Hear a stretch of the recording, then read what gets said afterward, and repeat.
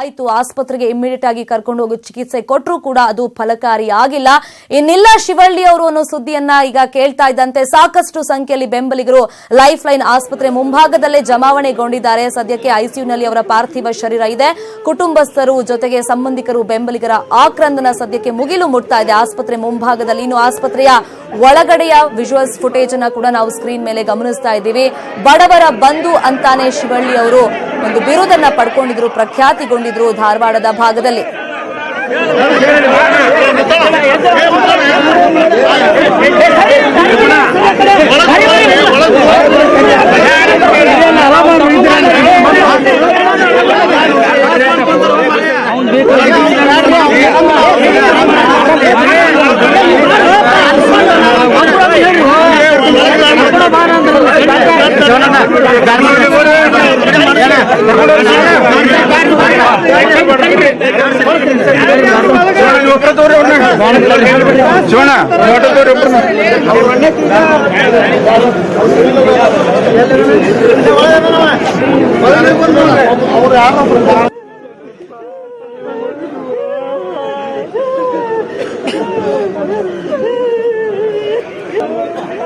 ಧಾರವಾಡ ಜಿಲ್ಲಾ ಉಸ್ತುವಾರಿ ಸಚಿವ, ಪೌರಾಡಳಿತ ಸಚಿವ, ಕಾಂಗ್ರೆಸ್ನ ಶಾಸಕ ಸಿಎಸ್ ಶಿವಳ್ಳಿ ಅವರು ಇನ್ನಿಲ್ಲ. ಇವತ್ತು ಅವರಿಗೆ ಹಾರ್ಟ್ ಅಟ್ಯಾಕ್ ಆಗಿದೆ. ತೀವ್ರ ರೀತಿಯಲ್ಲಿ ಹೃದಯಾಘಾತ ಆಗ್ತಾ ಇದ್ದಂತೆ ಅವ್ರ ಮನೇಲೇ ಇದ್ರು.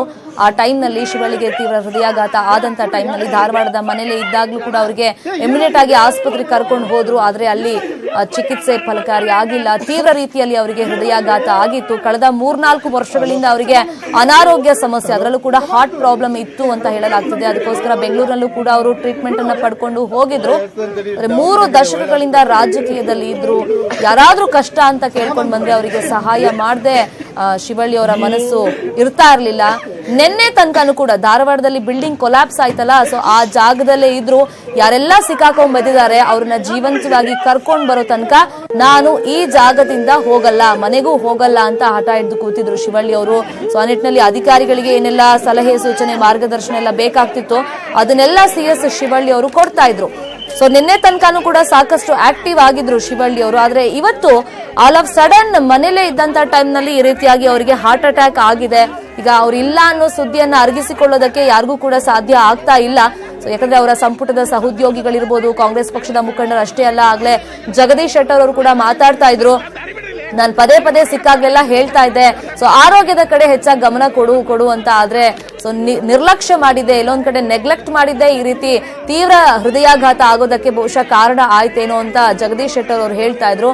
ಯಾಕಂದ್ರೆ ಜನರಿಗೆ ಫಸ್ಟ್ ಸಹಾಯ ಆಗ್ಬೇಕು, ಸಮಾಜ ಸೇವೆನೇ ನನ್ನ ಮುಖ್ಯ ಗುರಿ ಅಂತ ರಾಜಕೀಯ ಮಾಡೋದಕ್ಕೆ ಸಿಎಸ್ ಶಿವಳ್ಳಿ ಅವರು ರಾಜಕಾರಣಕ್ಕೆ ಎಂಟ್ರಿಯನ್ನ ಪಡ್ಕೊಂಡಿದ್ದು. ಆದ್ರೆ ಈ ರೀತಿಯಾಗಿ ಅವ್ರಿಗೆ ಹೃದಯಾಘಾತ ಆಗುತ್ತೆ ಅಂತ ಯಾರು ಕೂಡ ನಿರೀಕ್ಷೆ ಮಾಡಿರಲಿಲ್ಲ. ಯಾಕಂದ್ರೆ 58 ವರ್ಷ, ಇಷ್ಟು ಚಿಕ್ಕ ವಯಸ್ಸಿಗೆ ನಮ್ಮನ್ನೆಲ್ಲ ಅಗಲಿ ಹೋಗಿದ್ದಾರೆ ಅಂತ ಅಲ್ಲಿ ಸಂಬಂಧಿಕರು ಜೊತೆಗೆ ಬೆಂಬಲಿಗರು ಆಕ್ರಂದನವನ್ನ ವ್ಯಕ್ತಪಡಿಸ್ತಾ ಇದ್ದಾರೆ. ಇನ್ನು ಬಡತನದಿಂದಲೇ, ಬಡ ಕುಟುಂಬದಿಂದಲೇ ಶಿವಳ್ಳಿ ಅವರು ಬಂದಿದ್ದು. ಯರಗುಪ್ಪಿಯಲ್ಲಿ ಅವರ ಜನನ ಆಗಿತ್ತು. ಅವರಿಗೆ 4 ಜನ ಸಹೋದರರು, 3 ಸಹೋದರಿಯರು ಕೂಡ ಇದ್ರು. ಬರೀ 58 ವರ್ಷ ಆಗಿತ್ತು. ಇನ್ನೂ ಕೂಡ ಸಾಕಷ್ಟು ಸಮಾಜ ಸೇವೆ ಮಾಡಬೇಕು, ಜನಪರ ಕೆಲಸಗಳನ್ನ ಮಾಡಬೇಕು ಅಂತ ಶಿವಳ್ಳಿ ಅವರು ಅಂದ್ಕೊಂಡಿದ್ರು. ಧಾರವಾಡ ಭಾಗದಲ್ಲಿ, ಅದೇ ಭಾಗದಲ್ಲಿ ಉಸ್ತುವಾರಿ ಸಚಿವರಾಗಿ ಶಿವಳ್ಳಿ ಅವರು ಇದ್ರು. ಹಾಗಾಗಿ 3 ದಶಕಗಳಿಂದ ರಾಜಕೀಯದಲ್ಲಿ ಇದ್ರು. 6 ಬಾರಿ ಸ್ಪರ್ಧೆ ಮಾಡಿದ್ರು. ಅದರಲ್ಲಿ 3 ಬಾರಿ ಗೆಲುವನ್ನ ಕಂಡು ಜನ ಸೇವೆಯನ್ನ ಮಾಡಿ ಬಡವರ ಬಂಧುವಾಗಿ ಗುರುತಿಸಿಕೊಂಡಿದ್ರು ಸಿಎಸ್ ಶಿವಳ್ಳಿ ಅವರು.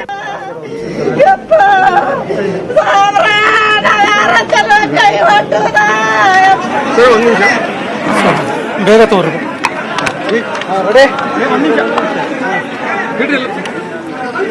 ಇವತ್ತಿನ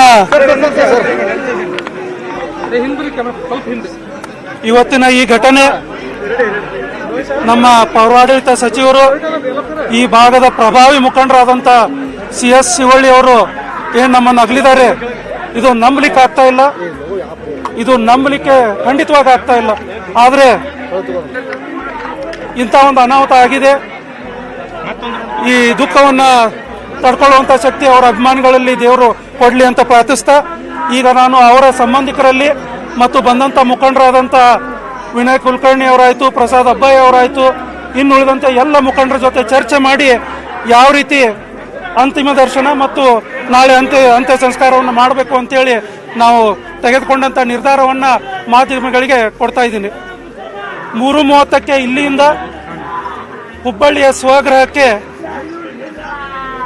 ಅವರ ಪಾರ್ಥಿವ ಶರೀರವನ್ನು ತೆಗೆದುಕೊಂಡು ಹೋಗಿ ಸಾರ್ವಜನಿಕ ದರ್ಶನಕ್ಕೆ 6:30ರವರೆಗೆ ಸಾಯಂಕಾಲ 6:30ರವರೆಗೆ JP ನಗರ ಮದನಿ ಕಾಲನಿ JP ನಗರ ಮದನಿ ಕಾಲನಿಯಲ್ಲಿ ಅಲ್ಲಿ ಅಂತಿಮ ದರ್ಶನಕ್ಕಾಗಿ ಇಡಲಾಗುವುದು.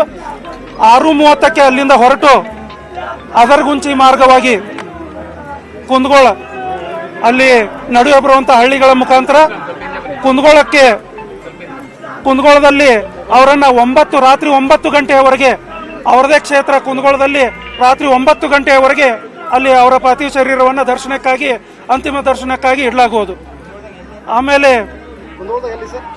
ಅಲ್ಲಿ ಈಗ ಇನ್ನೂ ಜಾಗ ನಿಗದಿಪಡಿಸ್ತಾ ಇದ್ದಾರೆ. ರಸ್ತೆ ಮೂಲಕ ತೆಗೆದುಕೊಂಡು ಹೋಗ್ತಾ ಇದ್ದೀವಿ. ಇಲ್ಲಿ ಕೋಡ್ ಆಫ್ ಕಂಡಕ್ಟ್ ಇರೋದ್ರಿಂದ ಕೆಲವೊಂದು ಜಾಗಗಳ ಎಲ್ಲಿ ಮಾಡಬೇಕು ಅನ್ನುವಂಥ ಒಂದು ಇದನ್ನ ನಿರ್ಧಾರ ತೆಗೆದುಕೊಳ್ತಾ ಇದ್ದಾರೆ.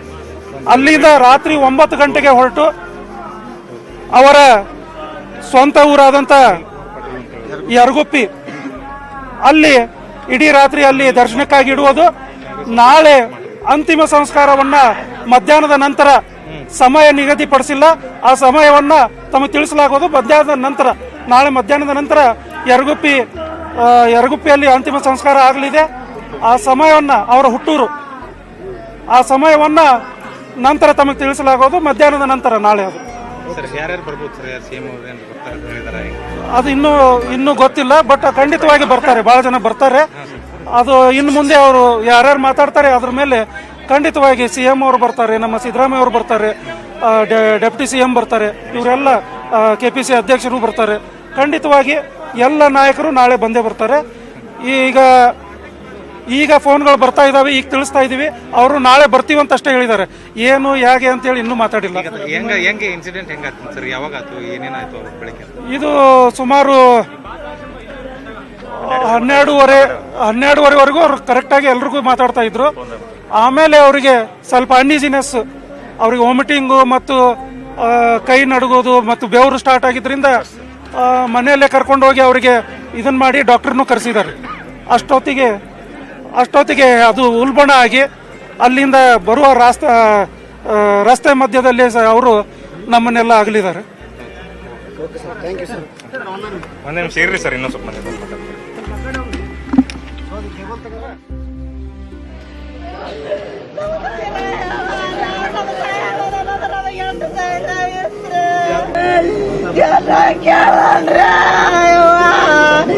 ಎಲ್ಲ ಸಿಕ್ಕಿರ್ತದೆ.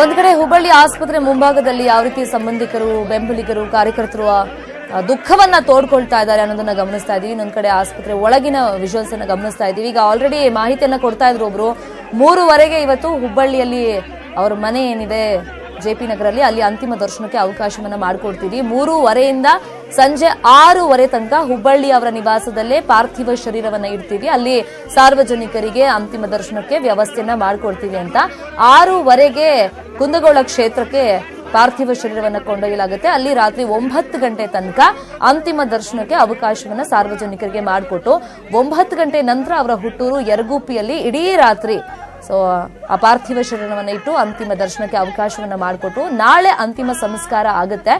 ಯರಗುಪ್ಪಿ ಅವರ ಹುಟ್ಟೂರಲ್ಲೇ ಅಂತಿಮ ಸಂಸ್ಕಾರ ಆಗುತ್ತೆ. ಮಧ್ಯಾಹ್ನದ ನಂತರ ಟೈಮ್ ಅನ್ನ ನಾವು ಫಿಕ್ಸ್ ಮಾಡ್ತೀವಿ, ಯಾರ್ಯಾರು ಬರ್ತಾರೆ ಅನ್ನೋದು ಕೂಡ ಗೊತ್ತಾಗುತ್ತೆ ಅಂತ ಹೇಳಿದ್ರು. ಈಗ ಆಸ್ಪತ್ರೆ ಹತ್ರನೇ ಸಾಕಷ್ಟು ಸಂಖ್ಯೆಯಲ್ಲಿ ಬೆಂಬಲಿಗರು, ಪಕ್ಷದ ಕಾರ್ಯಕರ್ತರು, ಅವರ ಸಂಬಂಧಿಕರೆಲ್ಲ ಬಂದು ಅಲ್ಲಿ ಗೋಳಾಟವನ್ನ ಮಾಡ್ತಾ ಇದ್ದಾರೆ. ಆಕ್ರಂದನವನ್ನ ಅಲ್ಲಿ ನಾವು ಗಮನಿಸ್ತಾ ಇದ್ದೀವಿ. ಬಡವರ ಬಂಧು ಅಂತಾನೆ ಶಿವಳ್ಳಿ ಅವರು ಒಂದು ಖ್ಯಾತಿಯನ್ನ ಪಡ್ಕೊಂಡಿದ್ರು. ಸಮಾಜ ಸೇವೆಯನ್ನ ಮಾಡಿ ಜನಪರ ಕಾಳಜಿಯನ್ನ ಇಟ್ಕೊಂಡು ಸಾಕಷ್ಟು ಜನಪರವಾದಂತ ಕೆಲಸವನ್ನ ಮಾಡಿದ್ರು. ಹಾಗಾಗಿ ಸಾಕಷ್ಟು ಸಂಖ್ಯೆಯಲ್ಲಿ ಅಭಿಮಾನಿಗಳು ಅವ್ರು ಇಲ್ಲ ಅಂತ ಗೊತ್ತಾದ ತಕ್ಷಣ ಆಸ್ಪತ್ರೆ ಮುಂಭಾಗದಲ್ಲೇ ಬಂದು ಗೋಳಾಟವನ್ನ ಮಾಡ್ತಾ ಇದ್ದಾರೆ, ಆಕ್ರಂದನವನ್ನ ಇಡ್ತಾ ಇದ್ದಾರೆ.